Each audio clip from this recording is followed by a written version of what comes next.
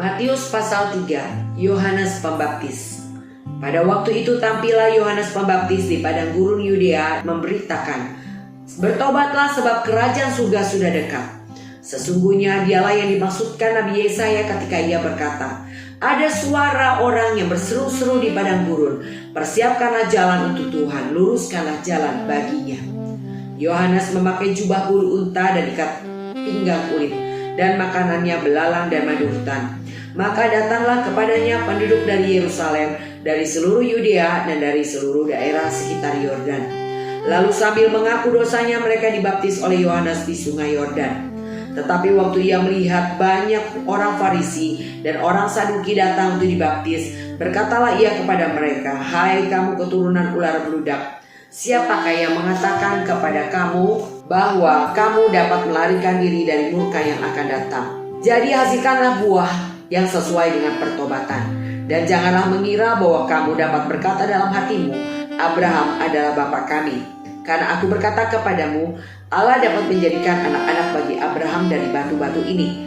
Kapak sudah tersedia pada akar pohon, dan setiap pohon yang tidak menghasilkan buah yang baik pasti ditebang dan dibuang ke dalam api. Aku membaptis kamu dengan air sebagai tanda pertobatan, tetapi ia yang datang kemudian daripadaku lebih berkuasa daripadaku, dan aku tidak layak melepaskan kasutnya.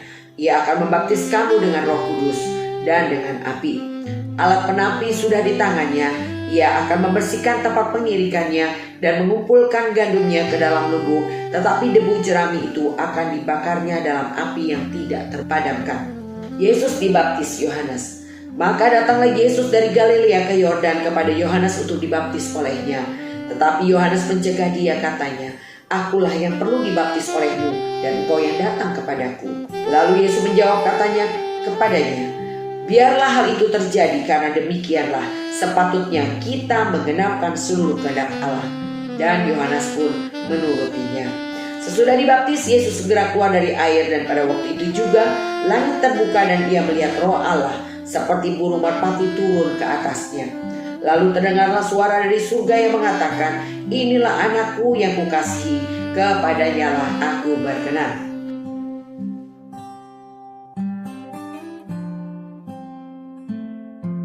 Yohanes Pembaptis. Jadi saudara, bicara tentang Yohanes Pembaptis adalah bagian pengenapan daripada rencana Tuhan yang dikatakan di ayat 3. Sesungguhnya dialah yang dimaksudkan Nabi Yesaya ketika ia berkata, "Ada suara yang berseru di padang gurun, persiapkan jalan untuk Tuhan, luruskan jalan baginya."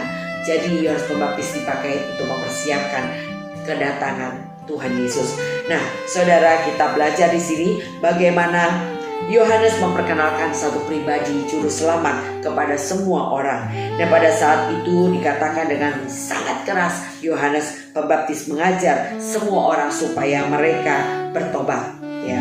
Dan dikatakan ia melihat banyak orang Farisi, orang Saduki datang untuk dibaptis. Berkatalah kepadanya, "Hai kamu keturunan ular beludak, siapa yang mengatakan kepada kamu bahwa kamu dapat melarikan diri dari murka yang akan datang?"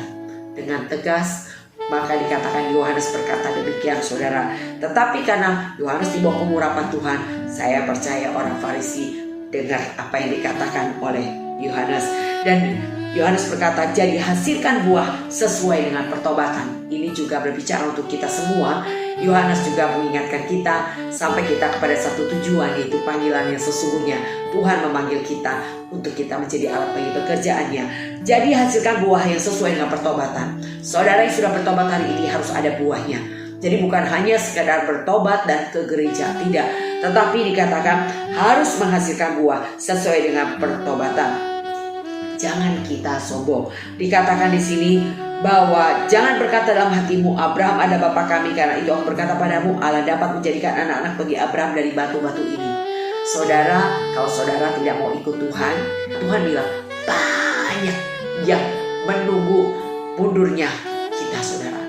Tempat yang ada di posisi saudara hari ini. Artinya saudara ada di posisi hari ini, saudara menerima Yesus, ada di dalam gereja, bahkan melayani Tuhan dan hidup dalam kasih karunia Tuhan. Ini banyak yang menginginkannya loh saudara. Jadi waiting list di belakang saudara itu banyak. Kalau saudara gak mau, ngantri ya di belakang saudara akan duduki posisi saudara. Jadi makanya yang Tuhan mau pertahankan posisi yang ada pada saudara dan saya. Maka dikatakan kapak sudah tersedia pada akar pohon, dan dikatakan setiap pohon yang tidak menghasilkan buah yang baik pasti ditebang dan dibuang ke dalam api. Jadi Tuhan mau saudara dan saya menghasilkan buah yang baik, bukan hanya sekedar menghasilkan buah. Banyak ada buah pohon mangga, buahnya asam banyak saudara, tetapi ada buah yang manis. Bagaimana caranya supaya buah itu menjadi buah yang manis? Harus menanam hal-hal yang baik, maka saudara akan menuai juga hal yang baik. Maka dikatakan di sini, kalau saudara hari ini menabur hal yang baik, tuaiannya itu adalah baik. Jadi oleh karena itu dikatakan hasilkan buah sesuai dengan pertobatan.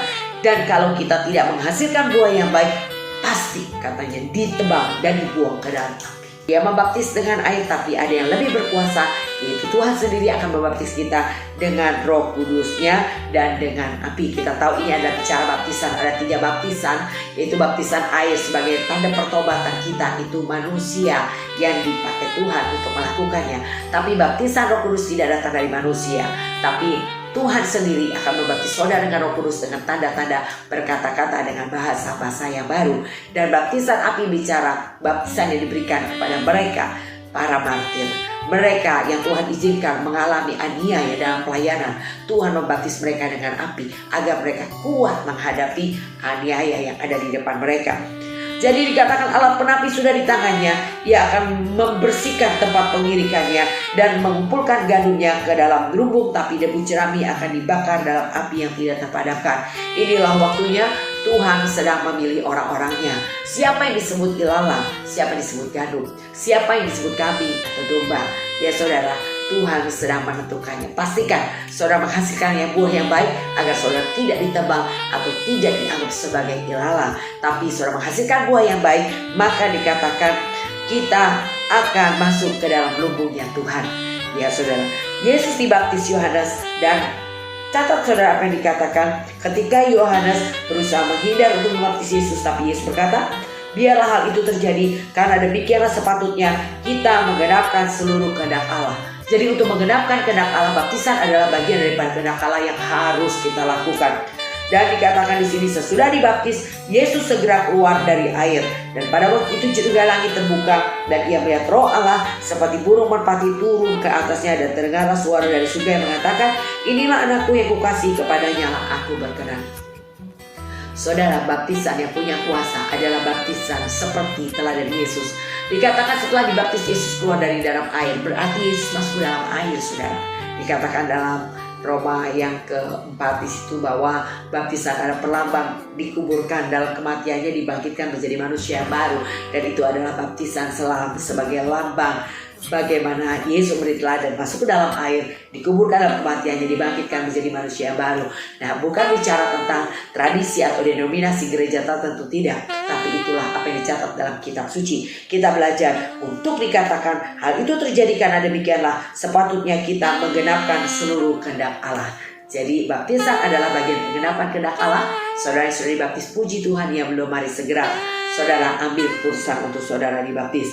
Nah, itu saudara menjadi bagian daripada kehendak Tuhan untuk kita lakukan.